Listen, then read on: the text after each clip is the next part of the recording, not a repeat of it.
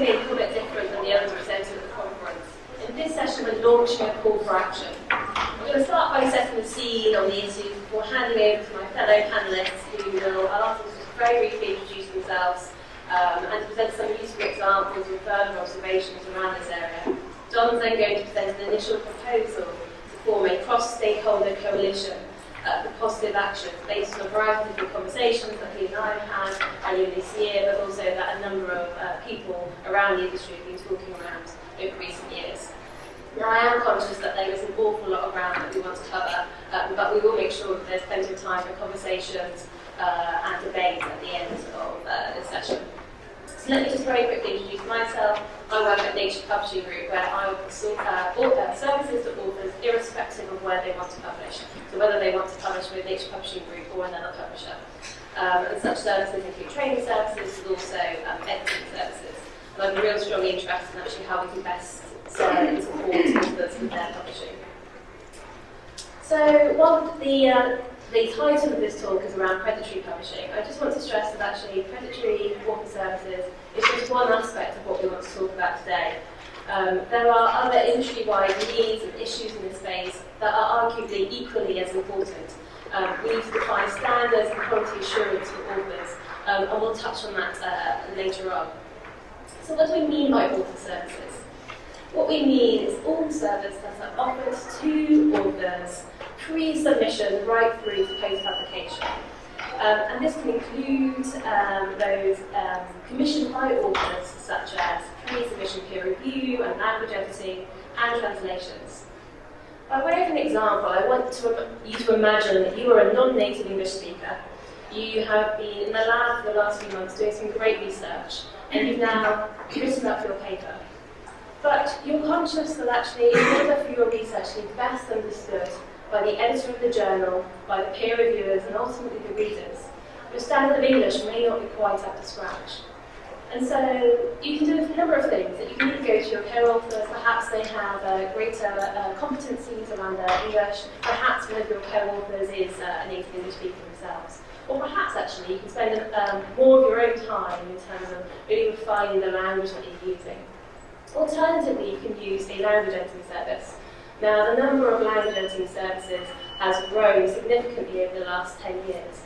I think it's great because it means that authors have significantly more choice than they've ever had before. But this actually poses them with three major problems. So the first one is, who should you entrust your precious paper to? The number of providers, let's say, has grown, and there are a great many number of author services providers that are committed to scholarly integrity, good practice and standards, and put the author at the heart of what they do. However, we're aware of a number of author service providers that either deliberately or through naivety are damaging the scientific endeavours, and we've got a couple of examples that my panellists will share with you in this area. Now, when you're making your choice, we're looking at these providers, and you know that you want some type of editing. But one of the issues is that all these providers talk about editing, but we all know that editing is not a science, it's an art. And also, many of these service providers, we all use the word editing, but we all use slightly different things. And we'll use words that are very publishing orientated. So we'll say things like substantive edit. Most authors have no idea what a substantive edit is. We may say language editing. Most authors aren't quite sure what the difference between a language edit and a copy edit is. We really need to make sure that we're really thinking about what authors understand and don't necessarily impose our publishing and editorial terminology on authors, because actually it makes it really baffling for them to make a decision of who they use, but also what type of service that they need. And once you've had your paper edited, how do you know that that provider has met the quality standards that you expect? Some authors have said to me that they count the number of track changes, and they consider that the number of edits means that they've done a good job. So if there's not that many edits, that must mean that the editing provider hasn't necessarily done a good job. It's really difficult. If you're a non-native English speaker, how can you assess the edit that has been done to your paper? I think it's really challenging. And I hope that this very brief example helps show that we are interested in more than just predatory author services as part of this session today. And I'll hand over to Don to talk about some examples that he's come across in his work.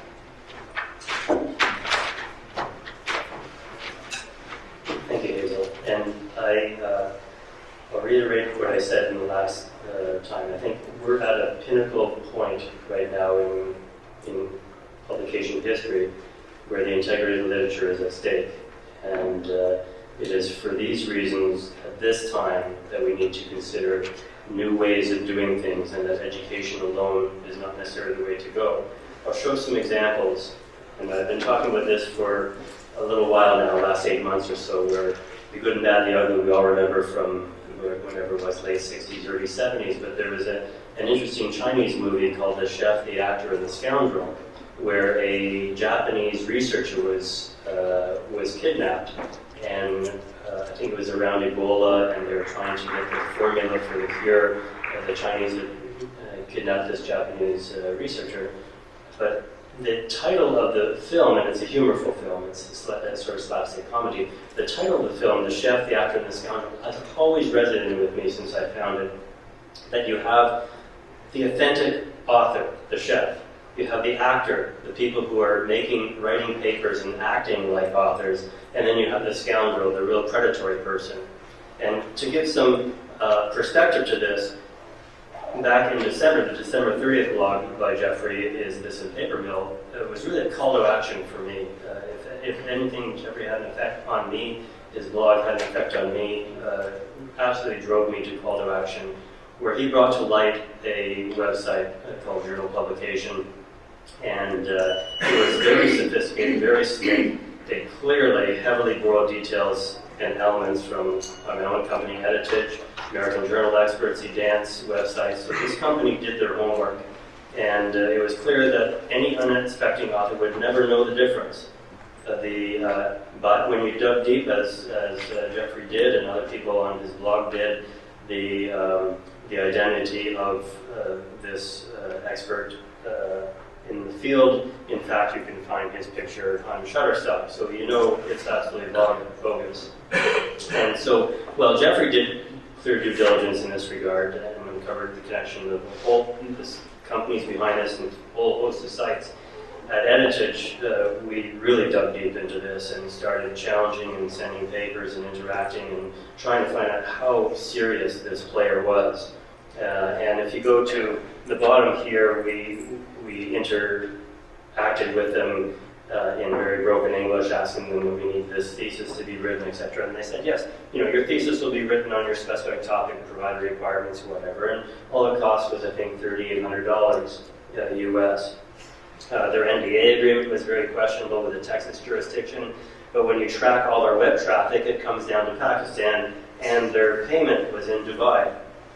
So a very international company, but none of it was really valid from an author's services point of view. An average author would not have gone this route, and they would have identified and potentially used their services. And while it appears that the background companies to this, Paper Mods and Ace Publication Consultants, were the front companies, and the sites have actually gone off the grid. I don't know if you noticed that, Jeffrey, 2 weeks ago, the sites, the Journal Publishing and Research Publication went off the grid, which is great. But the same publishers, I'm sure, have launched several other sites, and the obvious sites that are still ongoing is Paper Help and Evolution Writers, which are really targeted at high school students for term papers, university students, and things like this. So they probably realized that they couldn't play the research game, and they keep down into the lower tier of writing services. But don't be dismayed, because if you're looking to buy a manuscript or to buy your way onto a paper, there's still plenty of websites you can go to.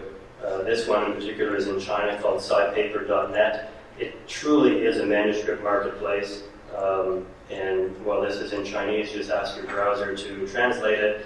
And you can buy cerebrovascular papers, you can buy papers in medicine, just about any other field that you wish, for about $3,500. And so this is a website where if you had a paper that was rejected and you want to sell that paper, you sell that paper. And if you don't want to carry it forward, or if you have second authorship for sale, by all means, put it up on the marketplace, and when you say you have second authorship for sale, you can also command a paper if you want it to be written de novo. If you call customer service, which is great, you have a great conversation, and you're given a link of all the types of papers that are for sale. And this is just the header of a list that's some 20-some pages long of all the different papers for sale, what journals they've been written for, and other things, or you can have call to action if you wish a writer to write a paper for you. And so this is just one example. I've been at meetings in addressing 250 physicians in China, and another company was presenting, a medical writing company. And in Chinese, the VP of the company literally said to the 250 physicians, "Don't worry about the data, we'll find you the data, we'll write you the paper, and all it costs is ABC." And these 200 physicians are very quickly writing this down. And this is openly discussed. It is a cultural norm, it seems, in many countries that services are bought because they have a need. And with that, I will first I'll leave it there, and I'll bring in Jeffrey to talk a little bit about your uncoverings with respect to paper wars and other pseudoscience. Sure. I just wanted to give one quick example of a predatory author service company, and I've blogged about it recently. I don't have any graphics to share. It's called aspirins.com, ASPIRANS, and it's based either in Kazakhstan or Russia, I'm not exactly sure. And basically, on the surface, it looks like a normal author services company. It states that it provides services like translation, copy editing, methodological and statistical review of paper, and getting the paper ready for publication. But beneath that surface, I think what it does is it brokers publication in journals for the authors on their behalf. And what people in that part of the world prefer to do is publish in journals that have an impact factor, or that are indexed in Scopus, or that are indexed in Context, or other top indexes. So what this company does is it looks at all the journals that those databases cover. It tries to find the weakest one, and then it makes deals with the owners and starts submitting papers to it. So the example I gave was for a journal based in Romania called European Journal of Science and Theology. And I think that the brokered the following articles. Remember, it's the European Journal of Science and Theology, so it contains these articles: social adaptation features of children in foster care, natural profiles of internet communication, results of cross-national cluster analysis, the Urals and the problem of Eastern ancestral home of Hungarians, the fortification of settlements in medieval Polania.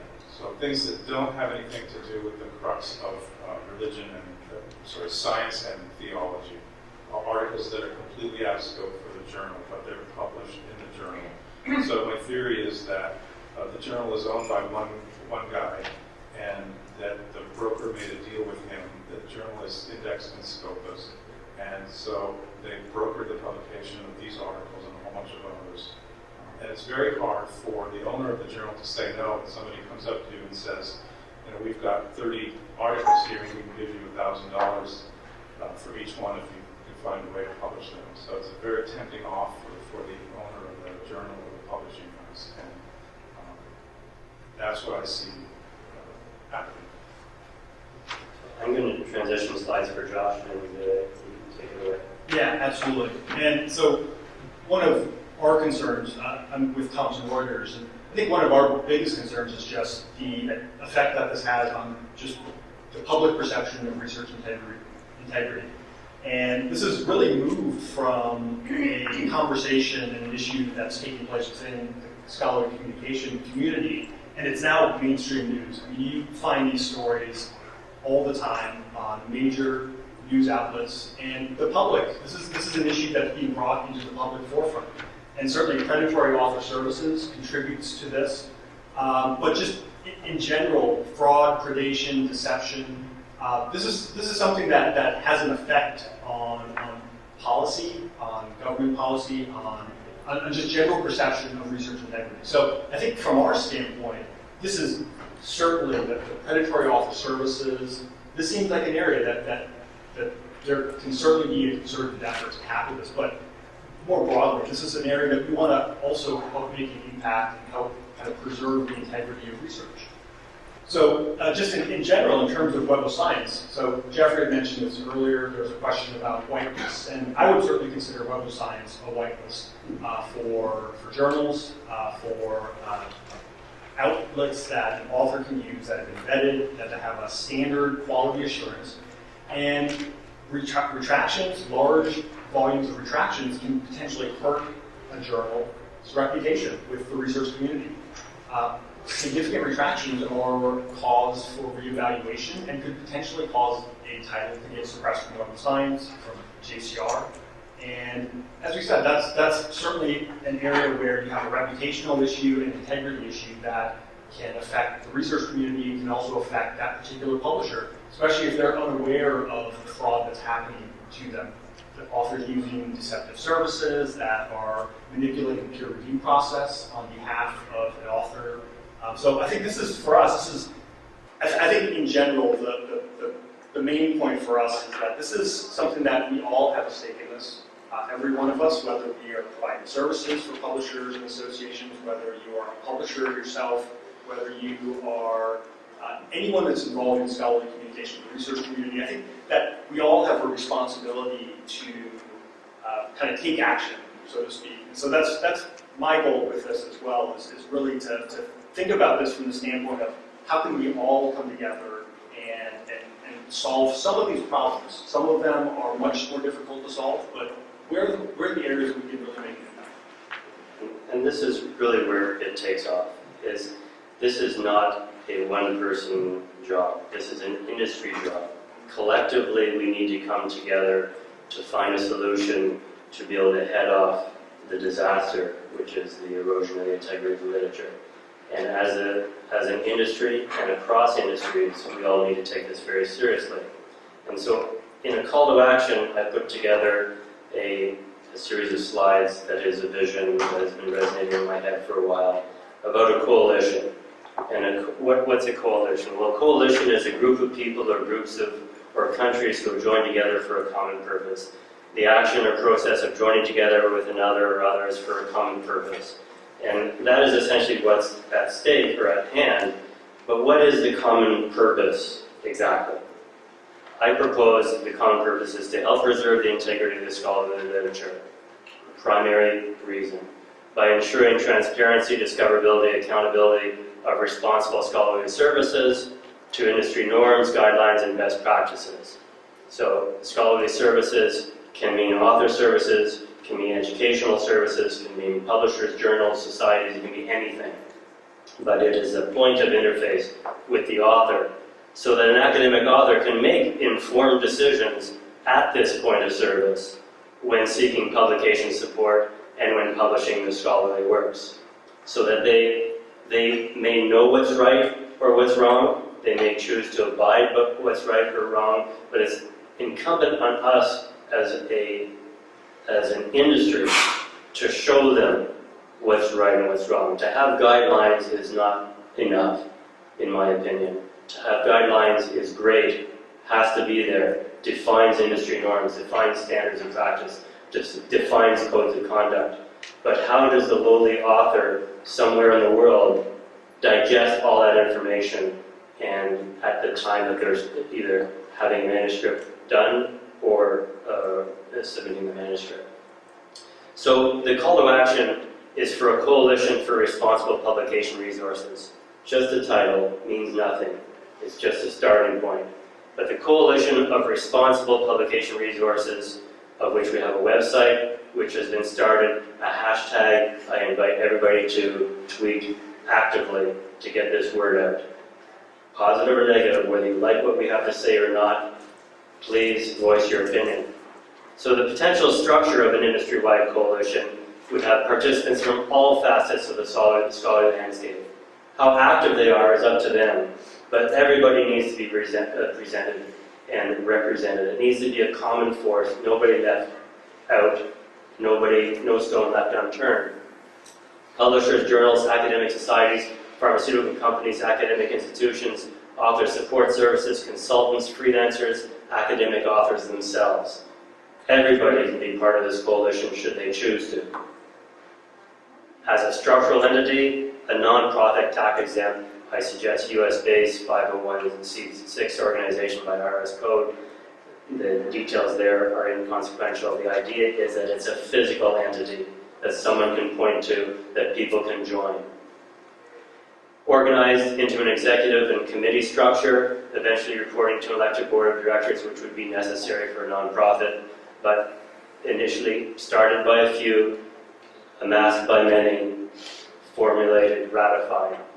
Establishment of a code of practice for the coalition, and an audit, and this is going to be key to what I want to talk about, an audit that encompasses the core and peripheral elements and that embodies the expected norms of responsible conduct. So this is an audit for the vendor or the publisher to identify what in fact they do, and I'll talk about it soon. Supported by membership fees, industry grants, donations, other means, the idea that nonprofit allows for this. It needs to be a wide base. The mission of the coalition is to ensure transparency, discoverability, and accountability of responsible scholarly services by whatever means the coalition determines is the most effective or efficient. And the coalition as a group of committees can go off in different directions. There can be an education committee, there can be other committees. But it is coming from a common body of industry. And the membership is expected to educate authors about the mission of the coalition. Yes, about guidelines and standards and everything else, but core, the education has to be back to the coalition. The author has to identify that there is a single body out there looking after their best interests. And they need to be trained and educated to look for that body and to refer to that body. And that body, that coalition has to be visible and it has to be approachable. And I'll address that as well. One potential output, and this is just fodder for thought, one potential output of the coalition is the maintenance of a verifiable and dynamic badge, a web badge, at point of service as a mark of membership in the coalition. Now, I'll talk about what verifiable and dynamic means, because anybody can reproduce a badge and just stick it up there, or look alike or other things. But this badge is actually dynamic and feeds back to the server of the coalition, so it can't be frauded. A person who goes and clicks through the badge goes to the server of the coalition and finds out information about this company vis-a-vis the audit. The burden of proof will always be on the member to provide evidence to the coalition of their sustained adherence to industry best practices when requested.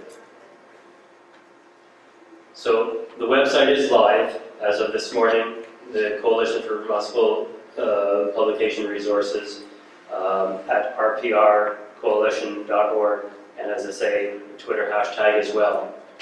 The website right now just defines the call to action, but there is a feedback form for anybody to offer the coalition feedback as to whether they think it's a good idea, a bad idea, what it should encompass, what it should do. The badge is not the way to go, something else should be done, education has to be done this way. Whatever it is, we want to hear back from the industry and all pockets of the industry in order to build a coalition that is unified and strong.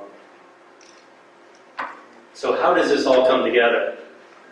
This is just a mock-up, an audit, like you would take any audit where you identify all aspects of your company, the values of your company, and things of this nature. So is the company, it's US-based, it has offices here and there, it was registered at such and such a time, it abides by ICMG guidelines, it's a COPE member, it follows GPP3 or whatever guidelines, it is registered with ISO, it has members who are CMPP certified in the pharmaceutical sector or BEL certified in editorial processes. The audit can be 80 questions, like a request for information that vendors often send, or that companies often send out for requests for proposals, whatever. Basically, the audit is a request of information. It's a self-report by the person or entity that wants to be part of the coalition. By this self-report, through an online audit, achieves a provisional membership status. Benefit of the doubt. They want to be part of the coalition, they've divulged all their information to the coalition. They are a provisional member while the coalition is considering all past and current knowledge about this organization in the construct of the audit and everything else that is known and all the feedback that has ever been given to the coalition. The coalition, through learning the audit process, develops and adjusts the audit over time. The coalition is involved with collaborative education and thought leadership as well. It isn't just about the audit, it's not just about the badge. But if the coalition does approve the audit and believes that this entity deserves to be a member of the coalition because of ethical practices and other things, that they are a valid company providing valid services for the industry, then they get their member badge, which is hyperlinkable to the coalition website, which has a summary of the audit and a feedback form. So if you click through the badge on the entity's site, you go to the coalition server and you see that they are a provisional member as of September this year. Their current audit on file was submitted in September this year. They've been a member of the coalition since October of this year. No reported incidents on record. Staff of XYZ, registered in Delaware, headquartered in New York, physical offices in San Diego, Washington, London, and Shanghai. Primary business activities of scholarly publication, education, author services. I'm just trying to be generic here. They're a member of COPE, they abide by ICMG guidelines, GPP3, they belong to ISMTE, CSE, SSP, ISMA. They have CMPP certified medical writers on staff, Bell certified editors on staff. They have documented internal code of ethics, whatever it is. This is meant to be a summary of the audit that this company or this person or this vendor is now accountable to in a very visible sense. And if they stray apart from that and they are offering crazy statements on their website or whatever, somebody can challenge that behind the badge. It comes back to the coalition goes back to the member and says, we've received this, how do you respond? And the membership can be pulled. If the audit's not good, it gets rejected. And they can try as many times as they want. It's a consideration of all knowledge. If it gets pushed to membership, it can get pulled just as easily based upon this feedback on the annual renewal or if there are serious breaches.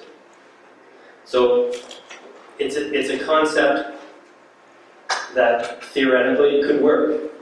It would require industry backing. It would require everybody opting into the process with the vision that it's the greater good of the scholarly literature that we're trying to achieve. And it's not insurmountable. To achieve this is not insurmountable. It's easy. And what it does do, in my opinion, is offer at point of service, the author has the ability to judge whether they're about to engage with a publisher, predatory or not, a vendor, ethical or not, or a freelancer or a consultant, ethical or not, based upon the information at hand. And they can make the judgment. If they don't see the badge, and they're educated towards a badge or some other thing, then they can also make that judgment as to, well, this isn't a place I should be hanging out in. And hopefully, by natural selection, reduce the impact that predatory and unethical service providers are actually providing. So on the coalition website is an invitation for feedback, invited from all interested parties, whoever they are, agnostic. Whether identified, self-identified, or not, all we require is an email address as a necessary field in order to get back to that person or entity. The feedback is welcome on whether or not there's even a need for this coalition. What the coalition could be named, this is a placement holder in order to get things started. What should be in or out of scope of the activities of the coalition, which could evolve over time. The necessary stakeholders to have representation, including recommendations of potential of particular individuals and or organizations. Whether the concept of a verifiable and dynamic badge at point of service as a market membership in the coalition is even the way to go. I propose that it is. It works, it could work, but it may not be the only way, or people may not think it's the way to go. And with that, we launch a new era, where as opposed to people saying that things should be changed, or coming up with ideas, or poking holes at predatory, or poking holes at this or that, we're standing together and we want to do something about this, and we have a formal call to action to make a difference. And with that, I open up for any discussion. What I will also say, and Gordon, if you can pass it around, there are places in and around where I have baskets where you can drop in cards, or you can simply sign up for more information to keep informed. Ashtosh, maybe you can circulate the other clipboard on the other side. If you want to be kept in line with what's going on in this movement, by all means, please give your name and we'll be able to track you down and keep you informed. Please.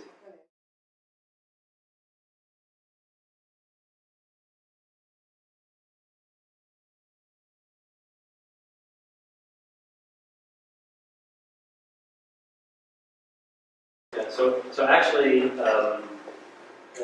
without getting into politics, my opinion is that COPE is absolutely important on establishing integrity of actions when they're discovered.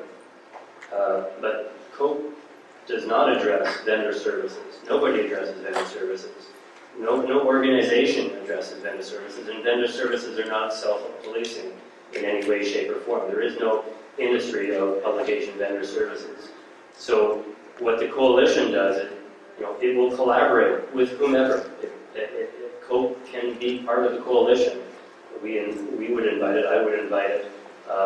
It's not contradictory to the mission of COPE, and it isn't replacing in any way, shape, or form the mission of COPE. What it is making visible to the author before anything bad happens which way they should go, whether ethical or non-ethical, and that the interaction they're having with a publisher or not, pre-submission, pre-writing of a manuscript, is an industry-validated approach. And so it's not in conflict with COPE.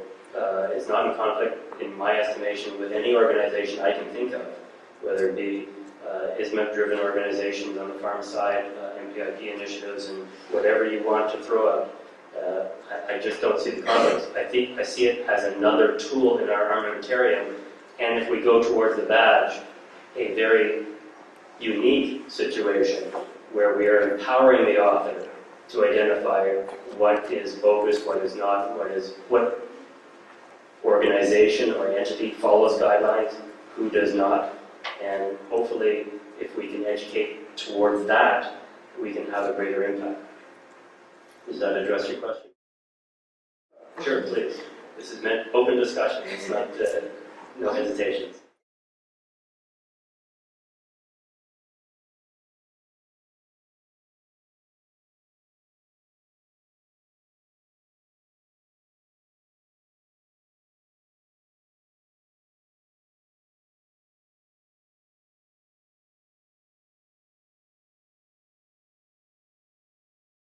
I talk a lot about it, and very few people in the West really understand what's going on.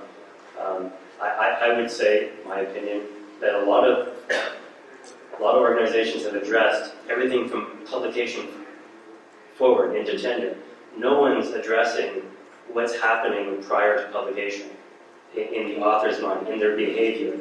And what I perceive, or we perceive the coalition could do, is change author behavior, work towards changing author behavior, not just by education of what guidelines they should be following, but somehow get to the root of the decision as to whether they are using one service or another, publishing in one place or another, by having, in my opinion, the badge can offer a visual gatekeeper, but it can only work if all industry buys in and it becomes very prevalent globally. So it needs to be a collective coalition without exclusion, with everybody buying into the concept.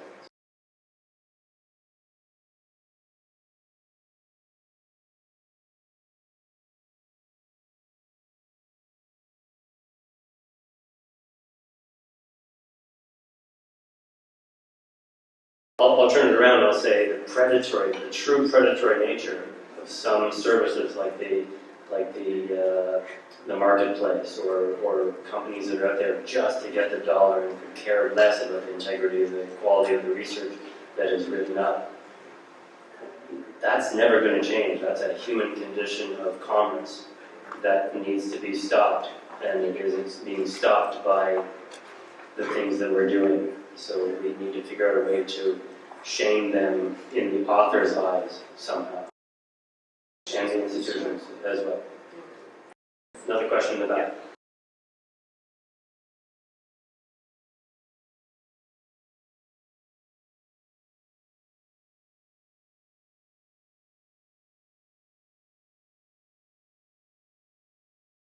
Globally, the surge of papers coming out of Asia, specifically out of China, is not going to stop.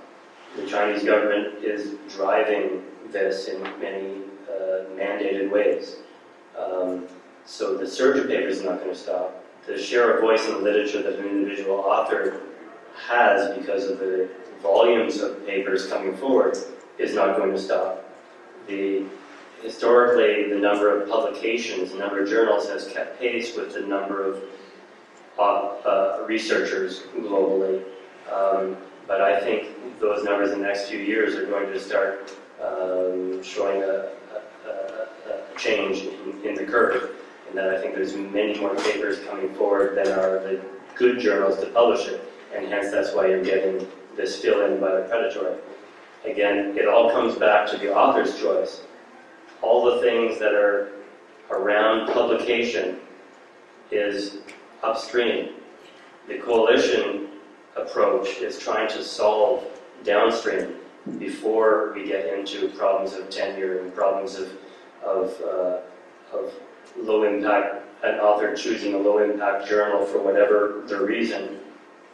Careers are being destroyed today, this hour, this minute, because people are choosing, and unknowingly in many cases, most cases unknowingly, otherwise I have to admit or believe that they would choose it, unknowingly because they're submitting in a journal or elsewhere, or they're soliciting services that are purely bogus or predatory. Careers are being destroyed, and we cannot wait, in my opinion, for this to continue without doing something about it for the author. It all comes down to helping the author, getting closer to the author, working with the author, ensuring that the author and their career and their publications are put in the right places for the right reasons. I'm manipulating time. I don't know if anybody else wants to comment on that. So I think in terms of it, just to support that, I think it's what we're trying to do is something that's really genuinely positive, and to, while at the moment perhaps the number of instances aren't huge, and as you say, as actually Charlie mentioned, that actually maybe people aren't aware of these things, but making sure that actually we have positive action now before it becomes a bigger problem. And actually say it's not just about predatory activities, but also actually about defining qualities and helping authors make the right decisions. So actually there are a number of different providers that are coming onto the scene. Actually, new things are great, but actually there's something new. How do you make that decision, whether that's a journal or whether it's a type of service? Scientists are increasingly busy, as we say, that they put so much pressure on them to publish. But they've also got to do their research, and they've got to write the papers. They've got so many things, and actually it's no surprise that many of them are wanting support from various places. And obviously they need to make sure that they're making the right decision, making ethical decisions, and making sure that the organisations, companies, or people that they trust their paper with are delivering those standards that they require. We have to disconnect, in my opinion, we have to disconnect predatory from publishing and predatory publishers from all other types of predatory and unethical activities, because the tail, everybody's been focusing on predatory publishing for many years now, and no one has been addressing any of the issues that I showed of Chinese marketplaces and these websites that are popping up, which are very sophisticated. Jeffrey talked about predatory publishers or bogus publishers that are very sophisticated. There are websites that are out there for author services, translation services. I've heard of, and I won't go into details, but I've heard of a translation company working on behalf of a university, doing translation and selling the papers out the back door without the university knowing. A translation company acting in a commercial way, and it wasn't in China, it was another Asian country. And this is crazy. If these companies can get away with that, and being driven by money, we have got to separate the concept that has been consolidated in our brain about predatory publishing and realize that this is a pervasive issue against the whole industry of scholarly endeavor. Every axis of scholarly publishing now, whether you're an editorial member on a board or an editorial board of a paper, whether you're being solicited for a paper, whether the paper is being written by an unethical writing company, whether it is being submitted or peer-reviewed by an unethical company, whether it's submitted to a predatory publisher, every axis of publication, every element across the whole axis of publication now has predatory elements to it. Every element of scholarly publication has a predatory element to it. It isn't just the predatory publisher. It is everything upstream, everything downstream. It's all predatory. We have to bring awareness to this, and we have to figure out a way to educate the author that, in fact, this is the case. Buyer beware. Your career is at stake. Here's a way to figure it out and to identify who are the good players and who are the bad players. And that is what we believe this coalition should be mandated to approach. And nobody else on the landscape is thinking this way or doing this because they're either hung up in the predatory publishing realm of things, or dealing with ethical issues, or dealing with guidelines issues of how one should conduct themselves. But in the end, it's the vendors in some aspects of the industry who are not conducting themselves properly. It's not the authors. And we have to figure out a way to bring this to light.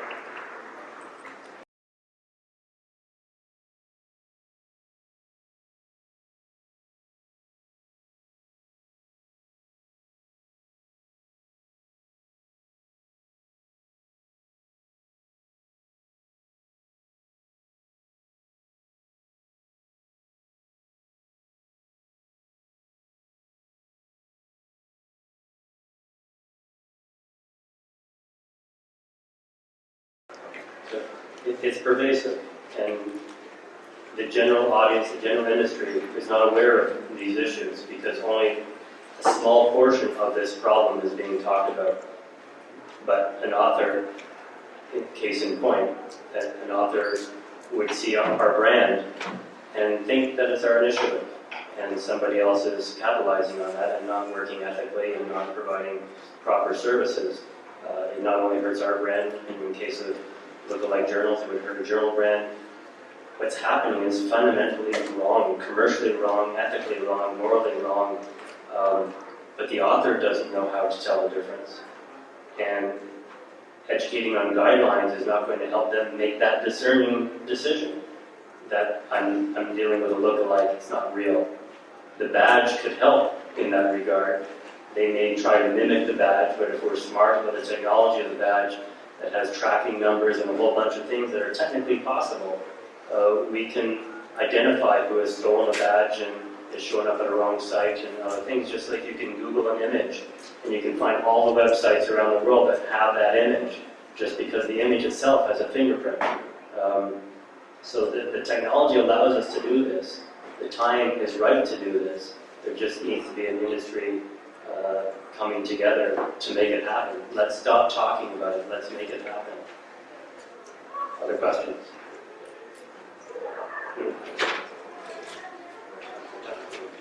Well, we're out of time. I guess we're out of time. So I thank you for your attention. Please go to the website, offer your comments, talk to your colleagues, spread the word. It is real. We're trying to make it happen.